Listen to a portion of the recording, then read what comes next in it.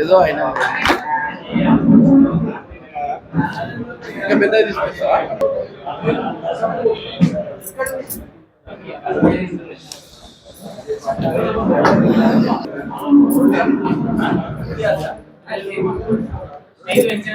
ఇప్పుడు పెంచినావా ఇది?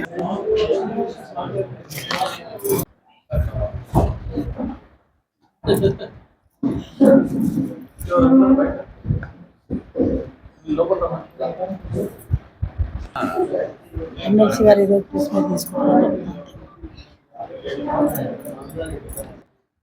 ఈరోజు భారతీయ జనతా పార్టీ సంగారెడ్డి జిల్లా కార్యాలయంలో మరి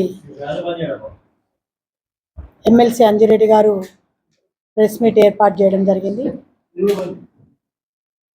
వారు మాట్లాడే కంటే ముందు సంగారెడ్డి జిల్లా పార్టీ తరఫు నుండి ఒక 2 నిమిషాలు చెప్పి తర్వాత ఎమ్మెల్సీ గారు మాట్లాడతారు. ఈరోజు భారతీయ జనతా పార్టీ రాష్ట్ర పార్టీ పిలుపు మేరకు అంబేద్కర్ గారి జయంతి ఉత్సవాలలో భాగంగా గత 15 రోజుల నుంచి ఏవైతే కార్యక్రమాలు చేస్తూ ఉన్నామో ఆ కార్యక్రమాలలో ఇప్పటి వరకు కూడా సంగారెడ్డి జిల్లాలో ఉన్నటువంటి 5 కాన్స్టిట్యున్సీలలో అన్ని కార్యక్రమాలు కూడా మరి అన్ని మండలాలలో చేసుకుంటూ వస్తున్నటువంటి సందర్భంలో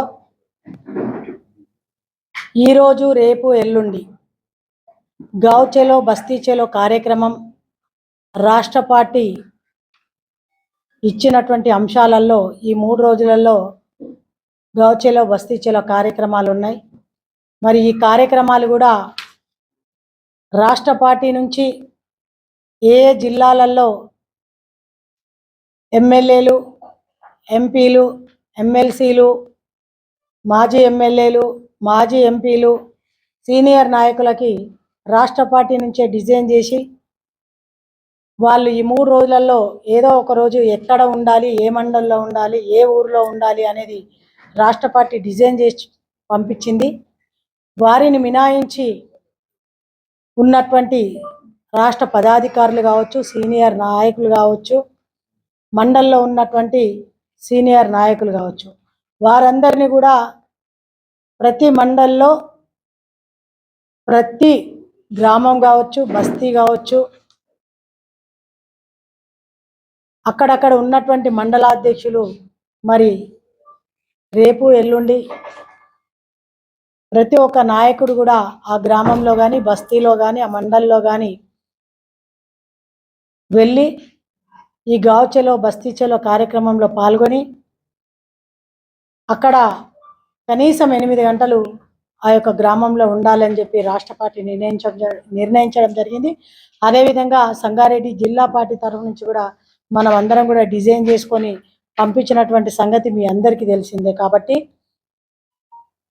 ఈ సంగారెడ్డి జిల్లాలో ఉన్నటువంటి నాయకులందరికీ కూడా విజ్ఞప్తి, రేపు ఎల్లుండి మీరు ఆ గ్రామాలలోకి వెళ్ళినప్పుడు మనము ఏ అంశాల మీద అక్కడ కార్యక్రమం తీసుకోవాలని కూడా అందరికీ చెప్పడం జరిగింది. వెళ్తున్నటువంటి ప్రతి నాయకుడు కూడా ఆ గ్రామంలోకి వెళ్ళినా, ఆ మండల్లోకి వెళ్ళినా, బూత్లోకి వెళ్ళినా ఫస్ట్ బూత్ కమిటీతో సమావేశం తీసుకొని అక్కడి నుంచి ఏదైనా ఒక దేవాలయాన్ని సందర్శించి ఆ తర్వాత ఒక స్కూల్ కానీ, హాస్పిటల్ కానీ, లేదంటే చెరువులు కానీ, కుంటలు కానీ, లేదంటే అంగన్వాడీ స్కూల్ కానీ, అదేవిధంగా మన భారతీయ జనతా పార్టీ నుంచి లబ్ధి పొందినటువంటి లబ్ధిదారులను కలవడం కానీ ఇలాంటి కార్యక్రమాలు తీసుకుంటూ ఈవినింగ్ సమయంలో ఎమర్జెన్సీలో ఉన్నటువంటి సీనియర్ నాయకులు ఎవరైనా ఉంటే వారికి సన్మానం చేసి రచ్చబండ కార్యక్రమంతో ముగించాలని చెప్పి ఈ సందర్భంగా సంగారెడ్డి జిల్లాలో ఉన్నటువంటి అన్ని 5 కాన్స్టిట్యున్సీలో ఉన్నటువంటి నాయకులకి ఆ కాన్స్టిట్యున్సీ తరఫు నుంచి మండలాల వారీగా, గ్రామాల వారీగా ఏదైతే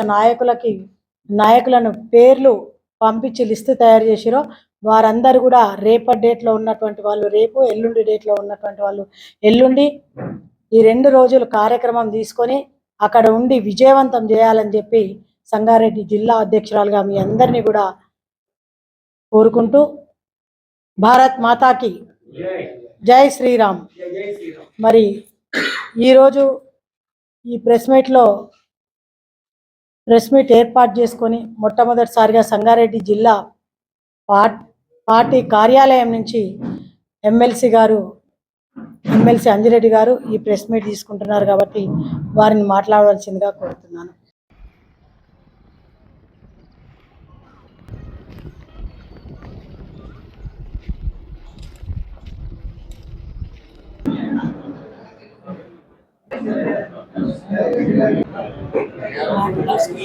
ఏదో అయినా ఇంకా పెద్దగా తీసుకొస్తావా?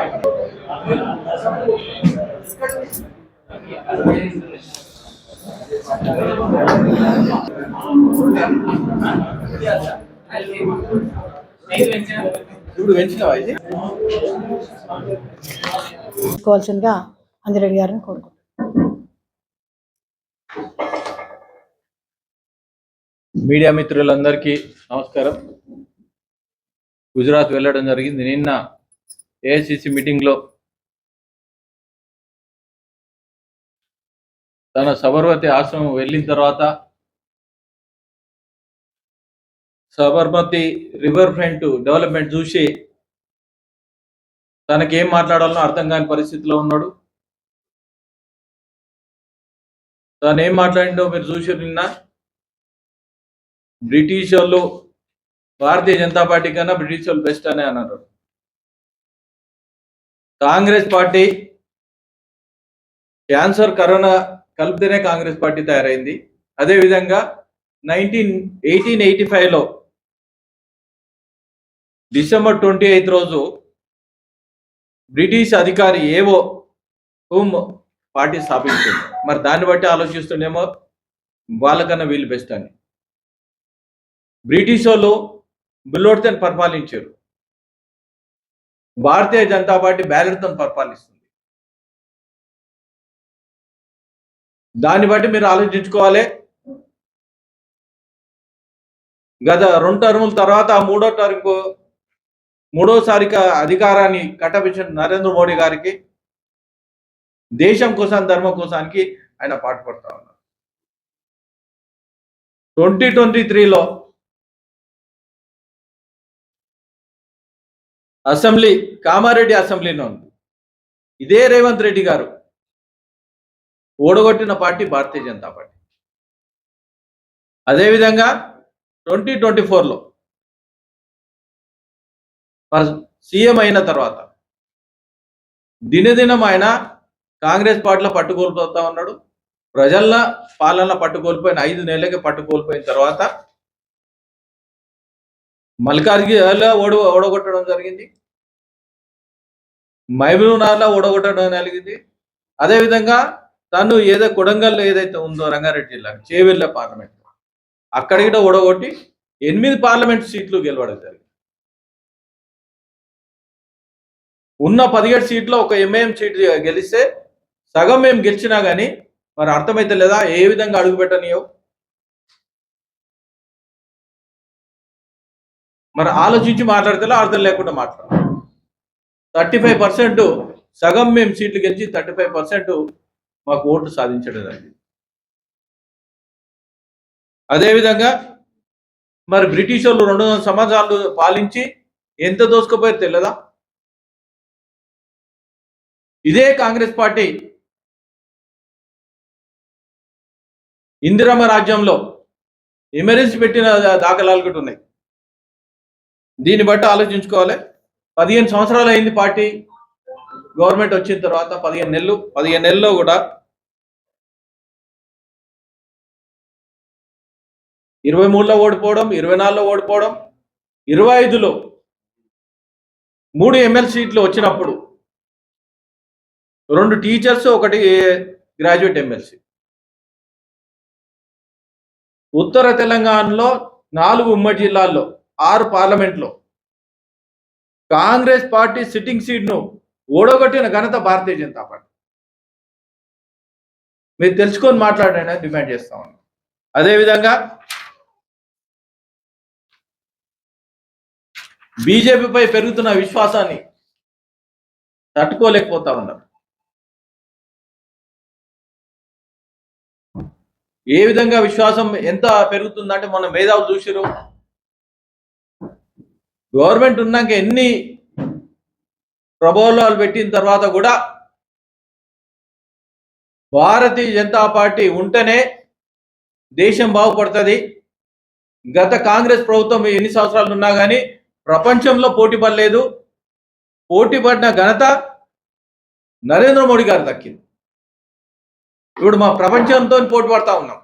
మీరు చూడండి, గత 2004 నుండి 2014 వరకు భారతీయ జనతా పార్టీ 2014 నుండి 2024 వరకు మనలో మన పోటీ కాదు, మన ప్రపంచంతో పోటీ 5వ ఆర్థిక దేశం కింద తీర్చిద ఘనత మోదీ గారిది. అదేవిధంగా తను ఒకటే కమిట్మెంట్ ఇచ్చింది, రాబోయే రోజుల్లో 3వ ఆర్థిక దేశంగా తీర్చిదిద్దాం అని ఘనత ఇచ్చాడు. మొన్నటికి మొన్న మీరు చూసారు, ట్రంప్ వేరే వివిధ దేశాలకు ఎంత ట్యాక్స్ వేసినా కానీ, చైనాకు 104% ట్యాక్స్ వేసినా కానీ మనకు 26% వేసిన ఇంకా రండి మేము మాట్లాడతామని, అంటే మనం చూసి భయపడతా ఉన్నాం. దాన్ని బట్టి ఆలోచించుకోవాలి. అదేవిధంగా సీఎం గారు అన్ని మహారాష్ట్ర పోయిండు, ఢిల్లీ పోయిండు, హర్యానా పోయిండు. ఏమైందో మీరు అందరు తెలుసు. ఏది గెలిచింది? భారతీయ జనతా పార్టీ గెలిచింది. అయినా కానీ అర్థమైతలేదు. అదేవిధంగా కాంగ్రెస్ పార్టీకి నో విజన్ నో మిషన్. ఆడ 3G పాలన నడుస్తుంది, నరేంద్ర మోడీ గారి 5G ప్లాన్ నడుస్తుంది. 3G అంటే మీకు అర్థమైంది ఆల్రెడీ అందరికీ. దాన్ని బట్టి ఆలోచించుకోవాలి. ఇంకొకటి ఏంటంటే 2004 నుండి 2014 వరకు కేవలం 2,90,00,000 ఉద్యోగాలు ఇచ్చారు సెంట్రల్ గవర్నమెంట్. 2014 నుండి 2024 వరకు 18 కోట్ల ఉద్యోగాలు ఇచ్చిన ఘనత భారతీయ జనతా పార్టీ. దీన్ని బట్టి ఆలోచించుకోవాలి. ఒకటేసారి మీరు మాట్లాడేటప్పుడు ఏదైనా మేము గెలిచి చెప్తా ఉన్నాం. ఇచ్చిన 6 గ్యారెంటీల్లో ఒక్క గ్యారెంటీ గిట్ట మీరు ఫిలప్ చేయకపోవడం మొన్న ప్రజలు